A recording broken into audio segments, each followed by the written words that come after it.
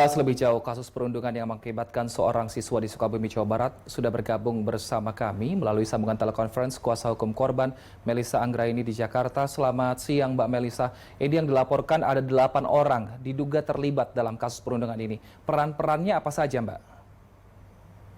Ya, terima kasih.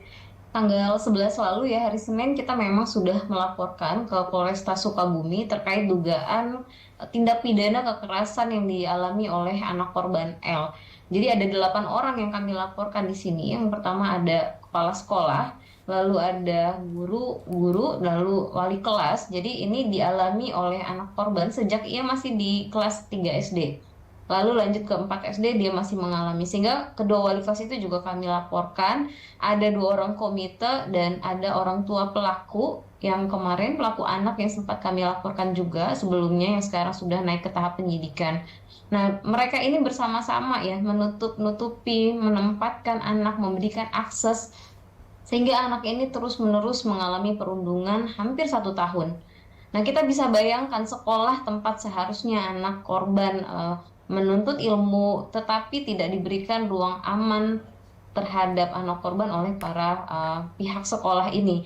Kami melihat ada beberapa kejadian yang sebenarnya seharusnya tidak menjadi eskalasi sampai patah lengan ini. Nah, ternyata dari keterangan anak korban, setelah patah lengan pun masih terus dilakukan intimidasi dan kekerasan fisik. Bahkan orang tua pelaku diberikan akses untuk masuk ke sekolah dan menemui anak korban. Ini yang sangat kita membuat geram dan emosi dari orang tua karena dibiarkan terus-menerus. Nah, kami kemarin sampaikan ini tentu sudah melanggar pasal 76C Undang-Undang Perlindungan Anak ya, menempatkan, membiarkan dan ikut turut melakukan seperti itu.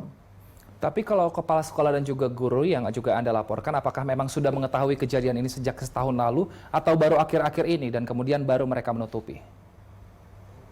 Sudah tahu sejak awal perundungan dari keterangan anak korban. Dan kami juga sudah pertanyakan ini kepada psikolog. Makanya kami ingin dari pihak penyidik mohon untuk diambil saksi-saksi yang lain. Karena kami khawatir dari saksi-saksi yang kemarin sempat diperiksa, ini kan teridentifikasi pelaku juga. Sehingga keterangannya tentu akan ditutup-tutupi. Nah, puncaknya kan kejadiannya tanggal 7 Februari ketika anak lengan korban itu patah. Dan itu malah diminta untuk anak korban menutupi bahwa itu adalah kejadian ya main-main biasa. Padahal sebelumnya itu sudah sering sekali anak korban mengalami dorongan, tendangan, pukulan. Dan itu selalu disampaikan oleh pihak sekolah, kamu tadi diapain?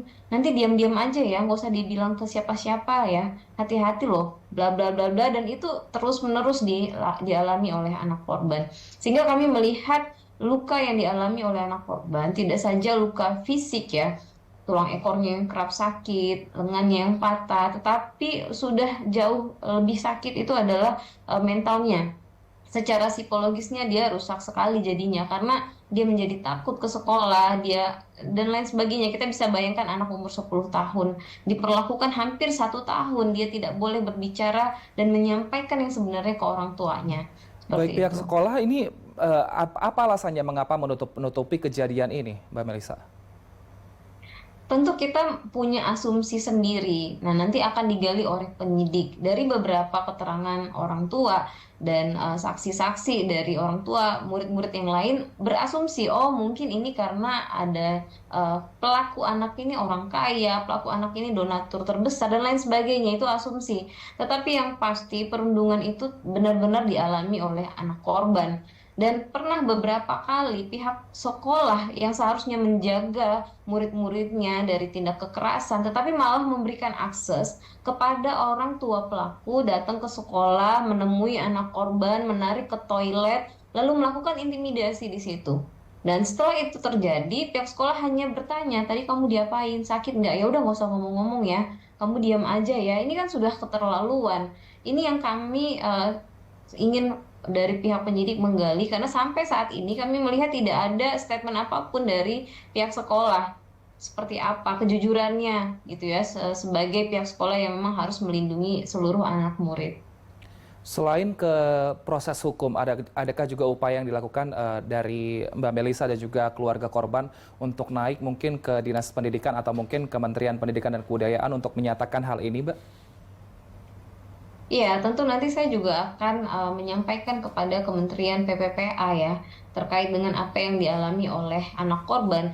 Sempat waktu itu dilakukan audiensi dengan pihak DPRD setempat, lalu Dinas Pendidikan, kami sudah sempat juga melihat ada statement dari Dinas Pendidikan yang membenarkan secara sepihak bahwa kejadian ini hanyalah kejadian biasa, bukan intimidasi atau bukan bullying.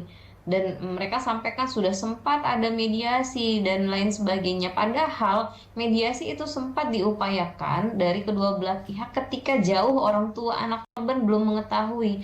Ternyata anaknya juga dilakukan kekerasan fisik dan mental bukan hanya oleh pelaku anak, ada pihak sekolah, ada guru, ada wali kelas, ada komite bahkan termasuk orang tua pelaku. Ini yang akhirnya kita sudah menutup jalan, kita akan menempuh jalan hukum ini dan hari Selasa minggu lalu kita sudah melakukan pengajuan permohonan perlindungan hukum terhadap proses hukum yang dilalui oleh anak korban ini kepada LPSK seperti itu. Baik, kita harapkan semoga hukum bisa ditegakkan dan perundungan tidak lagi terjadi, khususnya di dunia pendidikan. Terima kasih Melisa Anggraini, kuasa hukum korban perundungan telah bergabung bersama kami di Berita Satu Siang. Sehat selalu Mbak Melisa.